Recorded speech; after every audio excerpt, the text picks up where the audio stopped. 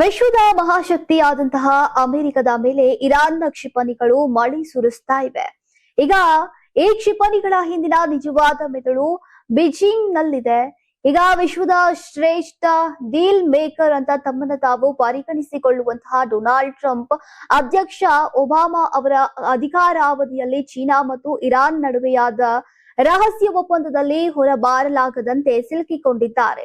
ವಾಸ್ತವವಾಗಿ 2015ರಲ್ಲಿ ಇರಾನ್ಗೆ ಚೀನಾದ ಬೀಡೌ ಉಪಗ್ರಹ ವ್ಯವಸ್ಥೆಯ ಕೀಲಿಗಳನ್ನ ನೀಡಲಾಯಿತು.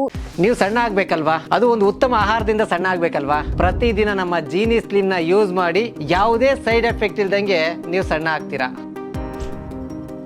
ಆಗಿನ ಒಬಾಮಾ ಆಡಳಿತವು ಈ ಒಪ್ಪಂದವನ್ನ ನಿರ್ಲಕ್ಷಿಸಿತು.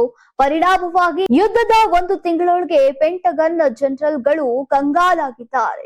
ಒಂದು ಕಾಲದಲ್ಲಿ ಯುಎಸ್ ನೌಕಾಪಡೆಯ ಹೆಮ್ಮೆ ಅಂತ ಪರಿಗಣಿಸಲಾದಂತಹ USS ಜೆರಾಲ್ಡ್ ಆರ್ ಫೋರ್ಡ್ನಂತಹ ವಿಮಾನ ವಾಹಕ ನೌಕೆಗಳು ಸಮುದ್ರದಲ್ಲಿ ಅಸಹಾಯಕವಾಗಿ ನಿಂತಿವೆ ಹಾಗೂ $200 ಬಿಲಿಯನ್ ಮೌಲ್ಯದ US ಮಿಲಿಟರಿ ನೆಲೆಗಳು ನಾಶವಾಗಿವೆ ಮತ್ತು ಟ್ರಂಪ್ ತಮ್ಮ ಅತ್ಯುತ್ತಮ ಪ್ರಯತ್ನಗಳ ಹೊರತಾಗಿಯೂ ಕೂಡ ಏನನ್ನ ಮಾಡೋಕೆ ಸಾಧ್ಯವಾಗ್ತಾ ಇಲ್ಲ. ಇದು ಕೇವಲ ಯುದ್ಧವಲ್ಲ, ಆದರೆ ಅಮೆರಿಕದ ಸ್ವಂತ ಹಿತ್ತಲಿನಲ್ಲಿ ಚೀನಾಗೆ ಕೆಂಪು ಕಾರ್ಪೆಟ್ ಅನ್ನ ಹಾಸಿದಂತಹ 30 ವರ್ಷಗಳ ವಿನಾಶಕಾರಿ ವಿದೇಶಾಂಗ ನೀತಿಯ ಫಲಿತಾಂಶವಾಗಿದೆ. ಇರಾನ್ನ ಕ್ಷಿಪಣಿಗಳು ಹಿಂದೆಗಿಂತಲೂ ಕೂಡ ಹೆಚ್ಚು ನಿಖರ ಮತ್ತು ಮಾರಕವಾಗಿವೆ ಅಂತ ಪೆಂಟಗನ್ ವಿಶ್ಲೇಷಕರಿಗೆ ಅತ್ಯಂತ ಕಳವಳಕಾರಿಯಾದ ಸಂಗತಿಯಾಗಿದೆ. ಇದಕ್ಕೆ ಚೀನಾದ ಬಿಡೌ ಉಪಗ್ರಹ ವ್ಯವಸ್ಥೆಯೇ ನೇರ ಕಾರಣ. ಇರಾನ್ ಮೇಲೆ ದಾಳಿ ಮಾಡುವ ಮೂಲಕ ಚೀನಾದ ಪೂರೈಕೆ ಸರಪಳಿ ಮತ್ತು ಜಾಗತಿಕ ಪ್ರಾಬಲ್ಯಕ್ಕೆ ಹಾನಿ ಮಾಡುವ ಗುರಿಯನ್ನ ಟ್ರಂಪ್ ಹೊಂದಿದ್ದಾರೆ ಅನ್ನೋದು ತಜ್ಞರ ಅಭಿಪ್ರಾಯವಾಗಿದೆ. ಚೀನಾ ತನ್ನ ಇಂಧನ ಅಗತ್ಯಗಳಿಗಾಗಿ ಈಗ ಇರಾನಿನ ತೈಲವನ್ನ ಅವಲಂಬಿಸಿದೆ.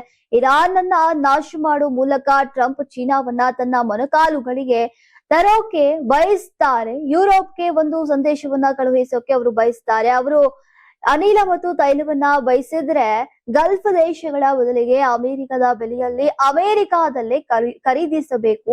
ಆರ್ಥಿಕ ಟ್ರಂಪ್ ಯೋಜನೆಯೆಲ್ಲ ಉಲ್ಟಾ ಹೊರತದೆ. ನೇರ ಮಿಲಿಟರಿ ಹಸ್ತಕ್ಷೇಪದ ಬದಲು ಈಗ ಚೀನಾ ಭಾರಿ ತಂತ್ರವನ್ನ ಅನುಸರಿಸ್ತಾ ಇದೆ. ಅಮೆರಿಕವನ್ನ ದುರ್ಬಲಗೊಳಿಸೋಕೆ ಈಗ ಇರಾನ್ಗೆ ತಂತ್ರಜ್ಞಾನ, ಉಪಗ್ರಹ ದತ್ತಾಂಶ ಮತ್ತು ಗುಪ್ತಚರ ಮಾಹಿತಿಯನ್ನ ಒದಗಿಸುತ್ತೆ.